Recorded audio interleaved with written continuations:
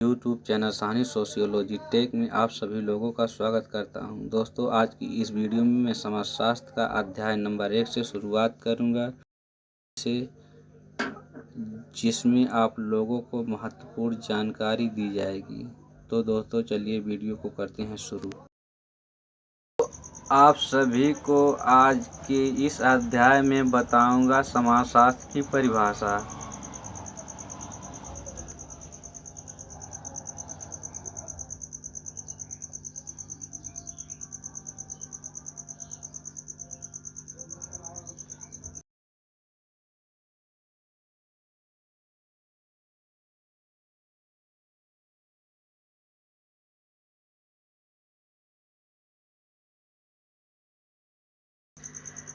समाजशास्त्र की परिभाषा, क्षेत्र तथा विषय वस्तु।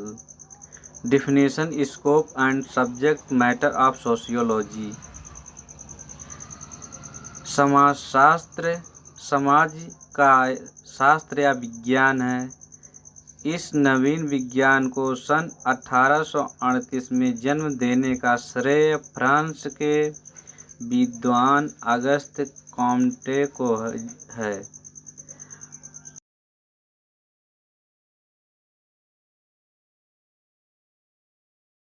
इन्हें समाजशास्त्र का जनक कहा जाता है। अगस्त कॉम्टे जी को ही समाजशास्त्र का जनक कहा जाता है। इन्होंने ही समाज से संबंधित अध्ययन को सर्वप्रथम सामाजिक भौतिकी सोशल फिजिक्स के नाम से पुकारा।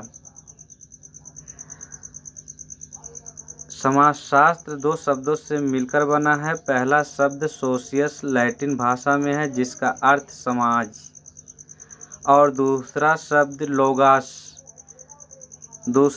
लोगस ग्रीक भाषा में है, जिसका अर्थ शास्त्र से लिया गया है। समाजशास्त्र का अर्थ सामाजिक संबंधों का व्यवस्थित एवं क्रमबद्ध ढंग से अध्ययन करने वाले विज्ञान से है। जॉन स्टुअर्ट मिल ने समाजशास्त्र के स्थान पर इथोलॉजी शब्द का प्रयोग करने का सुझाव दिया। वार्ड के अनुसार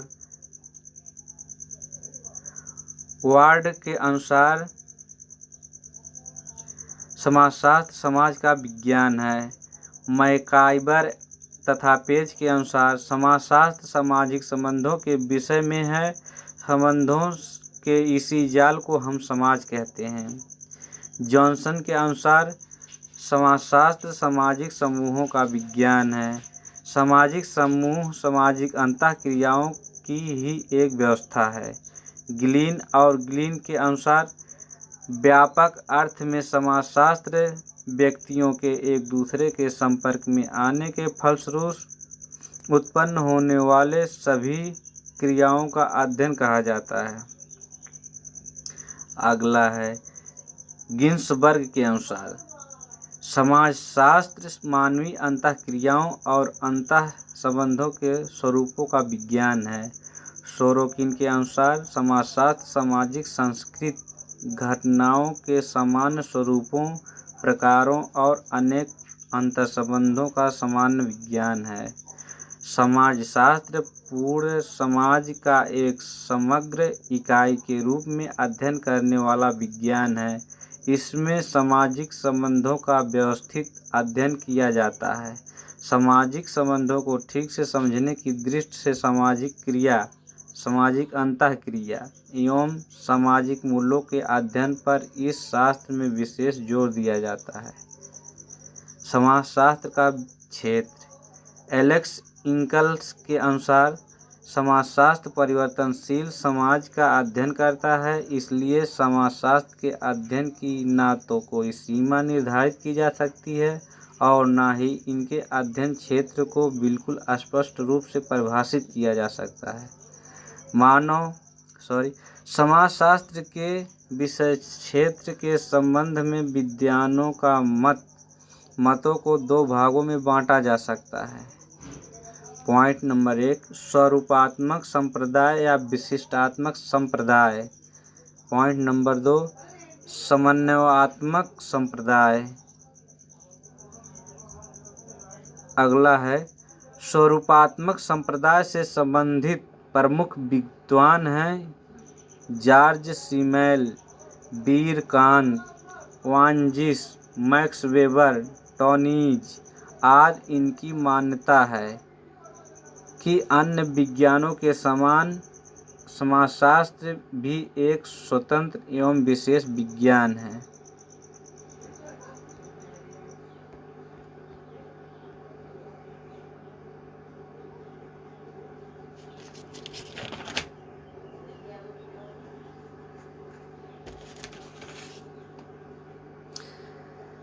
सामाजिक संबंधों के स्वरूपों पर जोर देने के कारण ही इस संप्रदाय को स्वरूपात्मक संप्रदाय कहा जाता है।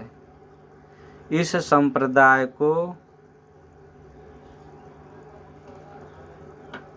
संप्रदाय से संबंधित विद्वानों का मानना है कि स्वरूप और अंतर्वस्तु का एक दूसरे पर कोई प्रभाव नहीं पड़ता। अगला पॉइंट, समाजशास्त्र सामाजिक संबंधों के इन्हीं स्वरूपों का अध्ययन करने वाला विज्ञान है।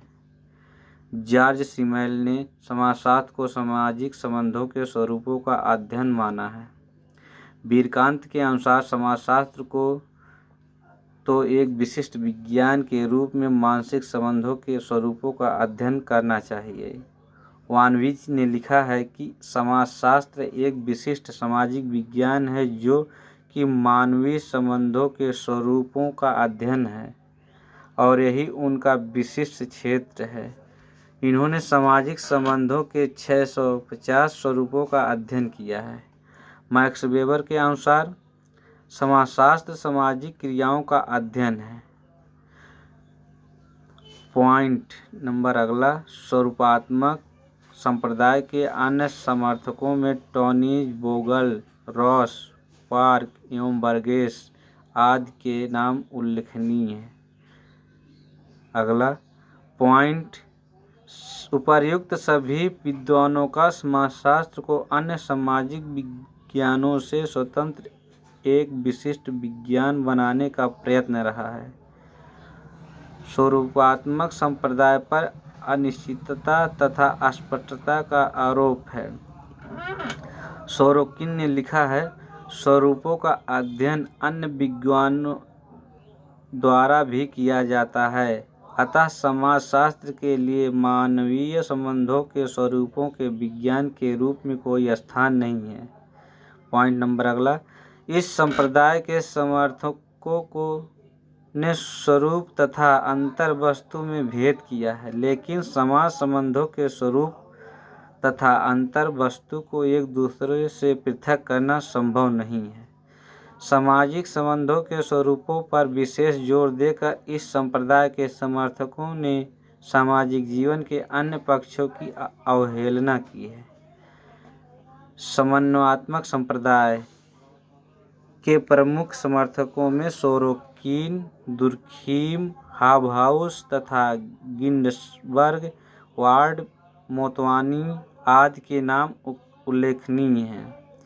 इनके अनुसार समाजशास्त्र एक समान विज्ञान है जिसे केवल सामाजिक संबंधों के स्वरूपों तक सीमित नहीं रखा जा सकता है। इसे तो संपूर्ण समाज का सामान्य अध्ययन करना है। हेरेलेबोन्स के अनुसार अंतर्वैश्विक उपागम की दृष्टि से जब प्रत्येक पक्ष का अध्ययन किया जाता है तथा सभी पक्षों के आधार पर जो साधारण तथा सामान्य प्रतिफल निकलता है, जब अध्ययन की सीमा उस सामान्यतः एक ही सीमित रहती है, तो वह समन्वयात्मक संप्रदाय का द्योतक होता है।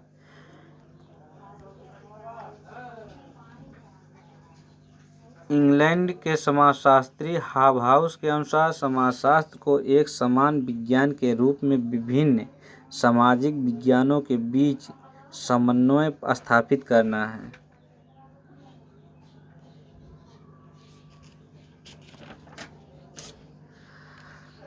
फ्रेंच समाजशास्त्री दुर्खीम ने बताया है कि एक समान समाजशास्त्र का निर्माण करना संभव है जो विशिष्ट विज्ञानों के विशेष क्षेत्रों के नियमों पर आधारित अधिक सामान्य नियमों से मिलकर बना है। दुर्खिम जी ने समाजशास्त्र को सामूहिक प्रतिनिधानों का विज्ञान माना है।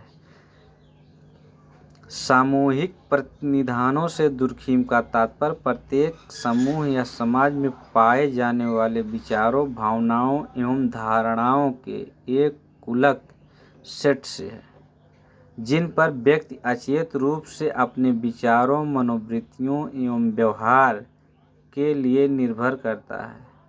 सोरोकिन के अनुसार एक ऐसे समान विज्ञान की आवश्यकता है जो विभिन्न सामाजिक विज्ञानों के निष्कर्षों के समन्वय स्थापित कर सके ताकि समाज को समग्र रूप से समझा जा सके। सामाजिक शास्त्र का कार्य विभिन्न सामाजिक विज्ञानों के पारस्परिक संबंधों या उनके सामान्य तत्वों का अध्ययन करना है।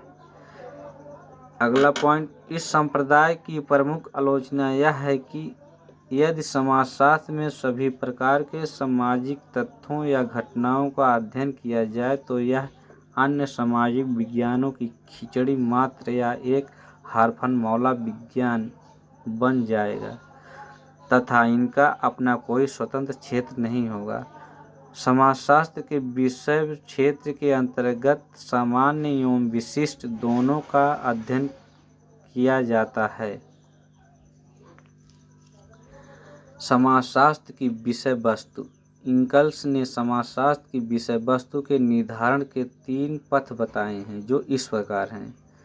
पॉइंट नंबर 1 ऐतिहासिक पथ, पॉइंट नंबर 2 अनुभविक पथ, पॉइंट नंबर 3 विश्लेषणात्मक पथ। पॉइंट नंबर 3 विश्लेषणात्मक पथ।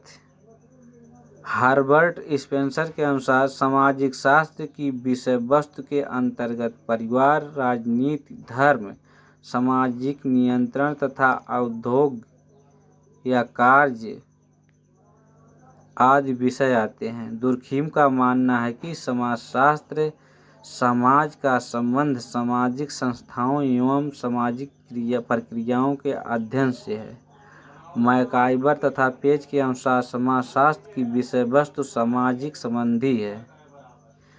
मैक्स वेबर लिखते हैं, सामाजिक संबंध शब्द का प्रयोग अन्यकर्ताओं के ऐसे व्यवहार को स्पष्ट करने के लिए किया जाता है जो अर्थपूर्ण हो तथा एक दूसरे की क्रियाओं से प्रभावित होता हो। सामाजिक संबंधों के बारे में 3 बातों पर जोर दिया गया है। पॉइंट नंबर 1 2 या 2 से अधिक व्यक्तियों का होना, पॉइंट नंबर 2 इनमें सामाजिक अंतःक्रियाओं का होना, पॉइंट नंबर 3 सामाजिक अंतःक्रिया का प्रतिमानित एवं अर्थपूर्ण प्रभाव होना। सामाजिक संबंधों के निर्माण की आवश्यक दशाएं। पॉइंट नंबर 1 जीवित व्यक्ति, पॉइंट नंबर 2 संपर्क एवं संचार, पॉइंट नंबर 3 पारस्परिक जागरूकता, सामाजिक अंतःक्रिया। सामाजिक संबंधों की विशेषताएं। अमूर्त, जटिल प्रकृति, अर्थपूर्ण, अस्थायी एवं अस्थायी प्रकृति, सहयोगी एवं असहयोगी प्रकृति। आज के लिए बस इतना ही। अगले वीडियो में फिर से मिलूंगा। तब तक के लिए नमस्कार, जय हिंद, वंदे मातरम। Thank you.